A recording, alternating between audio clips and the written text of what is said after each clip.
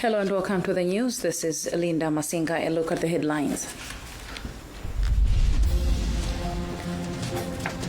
Latest ICT survey reveals continued slow uptake of ICT services for economic growth.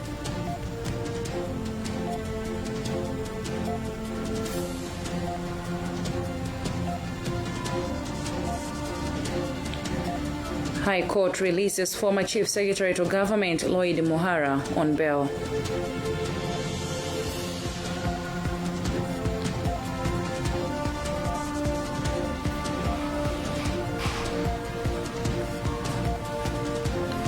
Sanje residents petition ACB to probe reports on mishandling of over 800 million kwacha at the Sanje District Council.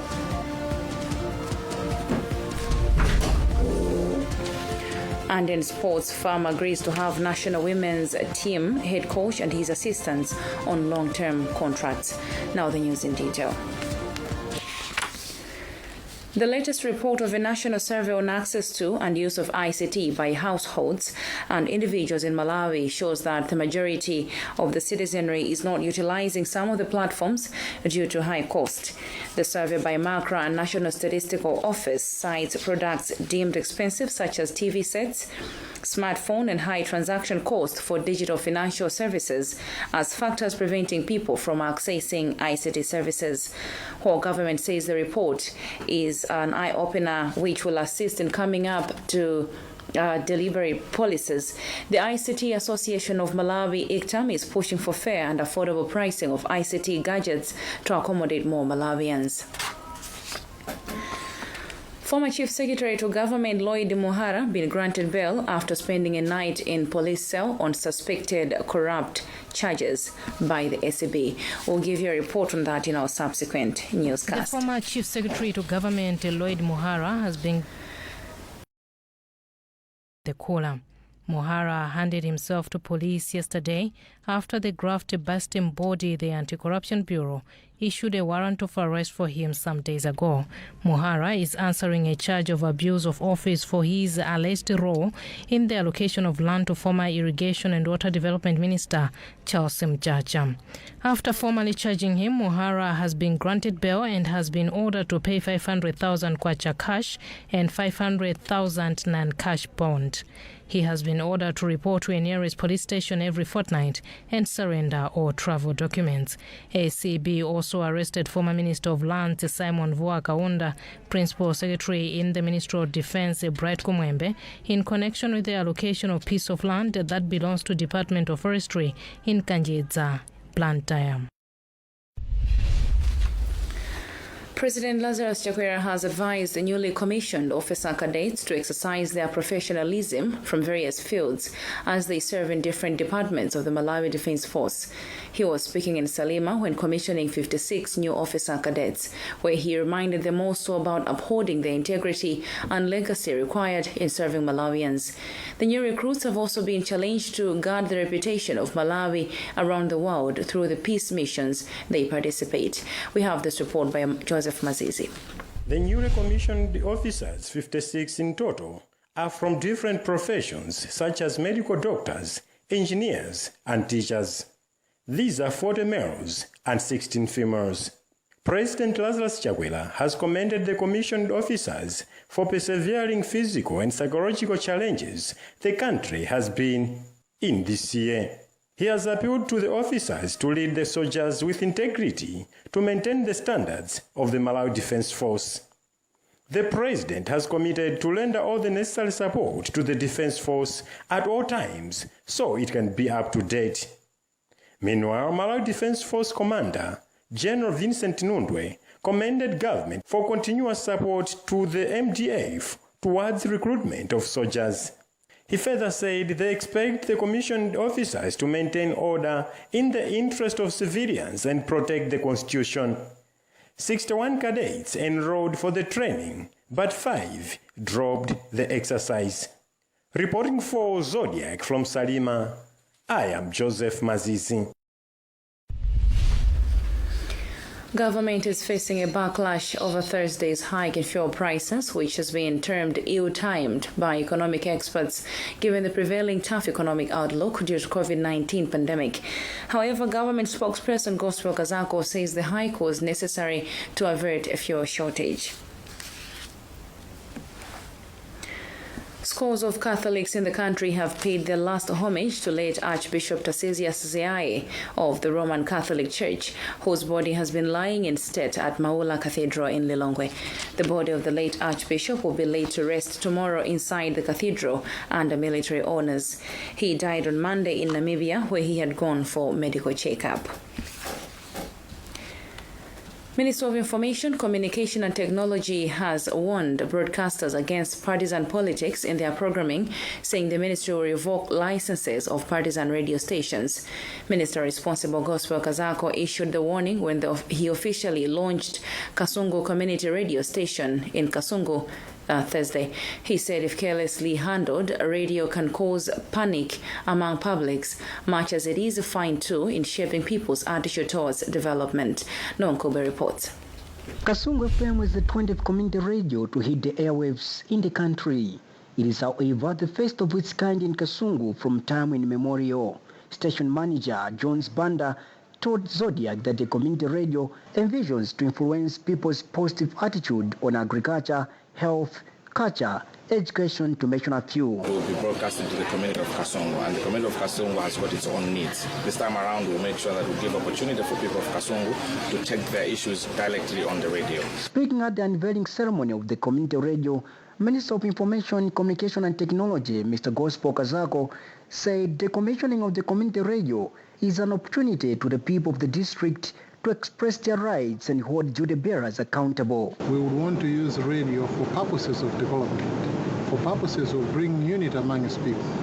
We must make sure that we're doing things that are productive, not things that will divide this country. In fact, the radio station must be able to offer a force that will put us together and be able to take this Malawi elsewhere. Minister Kazago says government is in the process of reviewing some policies governing the industry to see to it that community radio stations are able to survive on the market. Mayor for Kasungu Municipality, Socrates Jerry, is optimistic that the radio station will help young people to utilize their skills and talents, thereby narrowing unemployment rate in the district. For Zodiac, this is Noah Nkubwi, Kasungu. You're watching the news on Zodiac with me, Linda Masinga. We have more news coming shortly after this.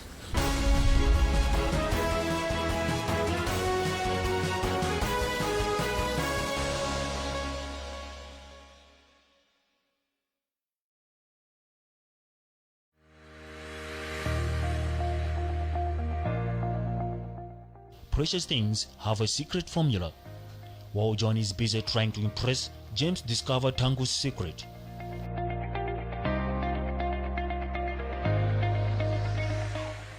Tangu uses Purity sanitary products from Purity body wash, Purity hands wash, Purity body lotion to Purity dishwash.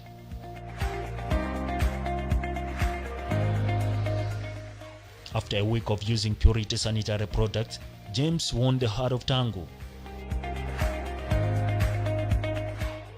Use Purity sanitary products.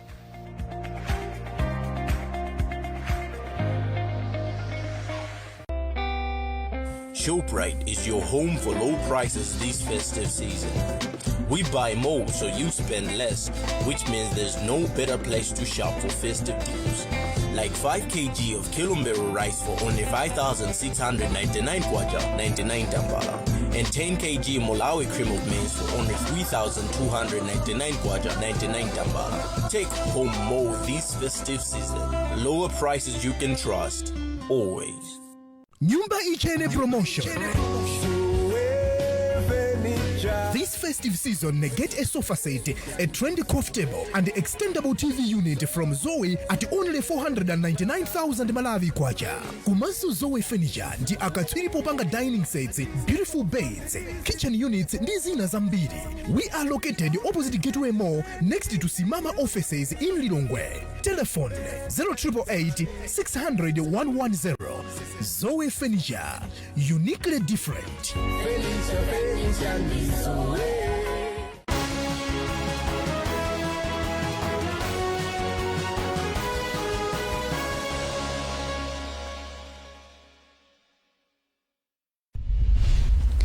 Welcome back to the news. Another look at the headlines.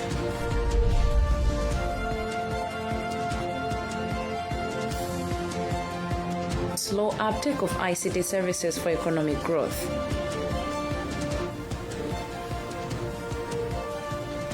High Court releases former Chief Secretary to Government Lloyd Muhara on bail.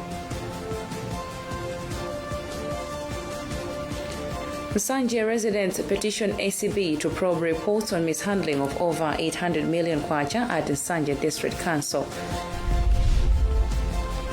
And in sports, FAM agrees to have national women's team head coach and his assistants on long-term contracts. Moving on with the news, Nsanje citizens have petitioned Anti-Corruption Bureau ACB in Blantyre calling for investigation into alleged mismanagement of over 800 million kwacha at Nsanje District Council. Nsanje Civil Society and District Youth Network members say the petition follows 2017-2018 Auditor General's findings, which revealed massive abuse of funds. ACB Chief Education Officer Agnes Mweta received the petition on behalf of the Director General Renik Matemba. Alfred Guta reports. Nsanje concerned citizens stormed Anti-Corruption Bureau ACB offices in Blantyre on Friday. They delivered a petition on alleged abuse of public funds at Nsanje District Council. Nsanje Civil Society Network Vice Secretary Chester Tete claims to have been writing the graft-busting body to act on the same. What we're expecting Anti-Corruption Bureau to do is that we have exhausted some avenues in order to come up with the right answer, because what people of Nsanje, they are very anxious to know that this whole amount was misused, or there was some mistakes which went around. So what we want is just to establish. We don't need to crucify anybody, but we just want to find out the truth of the matter. There must be transparency, because even some local leaders, our traditional leaders, they have raised this issue, but up to now they don't have proper answers. ACB Chief Education Officer Agnes Mweta received the petition on behalf of Director General. Mweta assured the concerned citizens that the petition will be delivered to relevant authorities for action. Youth and Society Project Officer Daliso Mageregere has held the initiative, saying it is critical in safeguarding public funds. The Youth and Society Project Officer has implored on ACB to act with speed on the concerns. For Zodiak in Blantyre, this is Alfred Guda reporting. The Evangelical Association of Malawi, EAM, has elected Archbishop Dr. Mark Kambalazaza as its new chairperson, replacing Reverend Dr. Jata Msangambe. Dr. Maggie Madimbo, Vice Chancellor of African Bible College, was elected the association's vice chairperson during the association's annual general meeting held in Doha yesterday. In his acceptance speech, Archbishop Kambalazaza of Charismatic Redeemed Ministries said the association will remain nonpartisan while providing constructive guidance on various national issues. At its annual general meeting held yesterday in Doha, Evangelical Association of Malawi, EAM, has ushered new office bearers. Archbishop Dr. Mark Kambalazaza of Charismatic Redeemed Ministries has been elected as the association's new chairperson, replacing Reverend Dr. Jata Msangambe of CCP Nkoma Synod. Archbishop Kambalazaza said he will make sure that the association remains non-partisan while providing constructive guidance on issues affecting the citizenry. We are not at war with the government. We are there to support the government. That's our call from heaven, without taking partisan. In his remarks, the outgoing chairperson, Reverend Sangambe, has asked member churches of EAM to preach about mindset change on perpetrators of violence against women and girls. People are not easily changed with philosophies, but the gospel has got that power to transform people from their hearts to do from useless people to useful people in the nation, from people who are actually jeopardizing the progress of the nation to the people who are in the front line of the prosperity of this nation. Meanwhile, Dr. Maggie Madimbo, who is Vice Chancellor of the African Bible College, has been elected as Vice Chairperson, replacing Reverend Dr. Madetsombewe of Calvary Family Church. Mr. Fletcher Moyo retained his post of Treasurer, while Reverend Matilda Matabwa, who is Secretary General of Malawi Assemblies of God, and Bishop Eugene Chinunga of Integrity Family Church as board members. For Zodiak in Idoa, this is Aunyango Nkoma reporting. Into sports, the Football Association of Malawi has agreed to a proposal to have national women's team head coach and his assistants on long-term contracts. National women football team head coach Magnebert Kadzua and his assistants Andrew Chikosi and Maggie Chombo are currently on tournament-based perks. Suzgo Ngwira, National Women Football Association president, has told us discussions with authorities at Chiwembe are at an advanced stage to have the contracts ready before next year's Africa Women Cup of Nation qualifiers.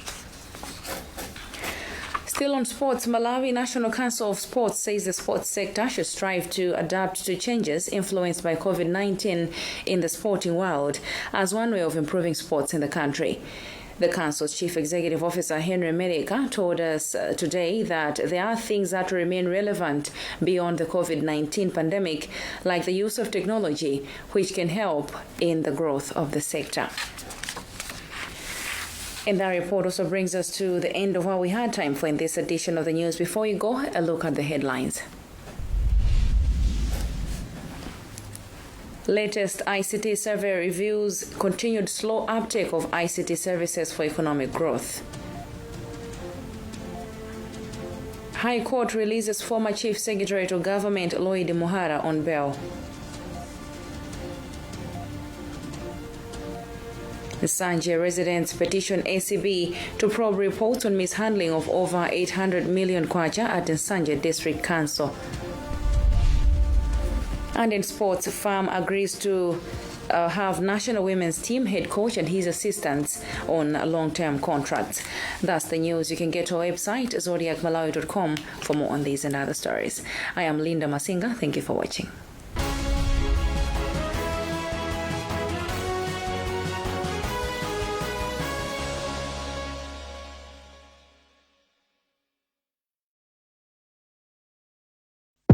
The fulfillment of your dream to have a beautiful house you call home begins with acquiring a plot of your choice. Smart Realtors Company has come with yet another unbeatable flexible payment plan for their plots. Yes, with Smart Realtors Company, you can get any plot of your choice by paying 10% of the initial price and finish the balance in 9 equal monthly installments. With Smart Realtors Company, you will only be required to pay 180,000 Malawi kwacha as first payment for an 18 by 30 meters plot. Plot sizes range from 18 by 30 meters going upwards, with prices starting from 1.8 million Malawi kwacha. The plots are located in a fast developing area with good access roads, water and electricity at Airwin in Lilongwe. Smart Realtors Company is also offering a free house plan to all clients buying their plots, and if you make full payment at once, the company will process a free title deed for you. For more details, go on 0996 744 509,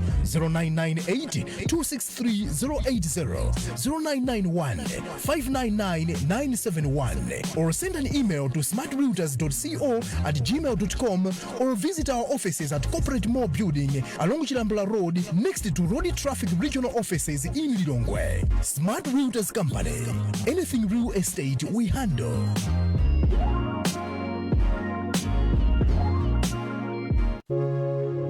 Luke 2 verse 13. It was then that many angels started singing songs of praise to God to celebrate the birth of Jesus.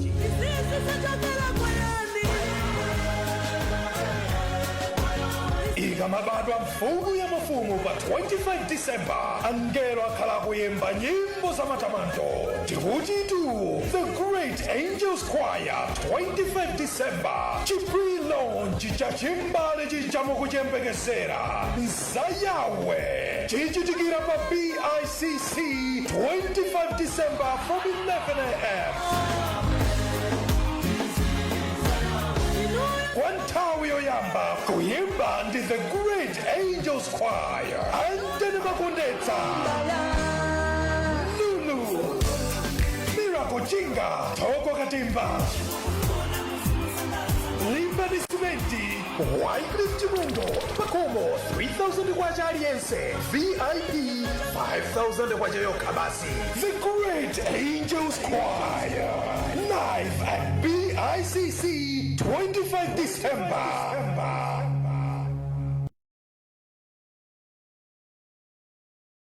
Wow! Do you know why I'm so happy? Just won Lotto. I'm now a millionaire. You want to be the next winner? Let me show you how. First, go to any Premier Lotto agent or play online from just 100 kwacha a ticket. Then choose your lucky numbers. Have faith in the draw machine. Finally, check the results. You see, it's that easy. 4 draws per day, 4 chances to win. Today is your lucky day. Play Lotto, win millions.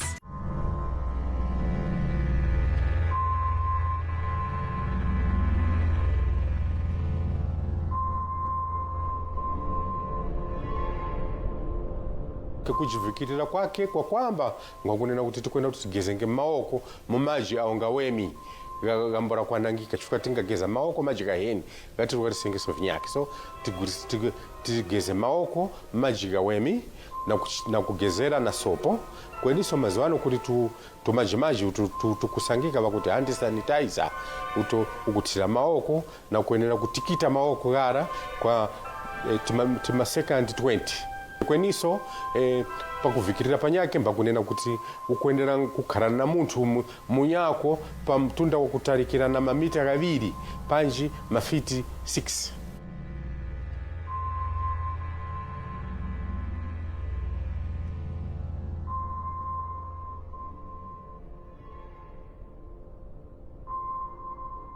Vantu vari pa chofyo cha ntenda iyi ni vantu avo mbarara kujumba vyaka 65 kweni vantu avo savana matenda kanyake mthupi mwawo nge matenda nge ni HIV, matenda ga mtima, matenda ya kushimbira ndopa,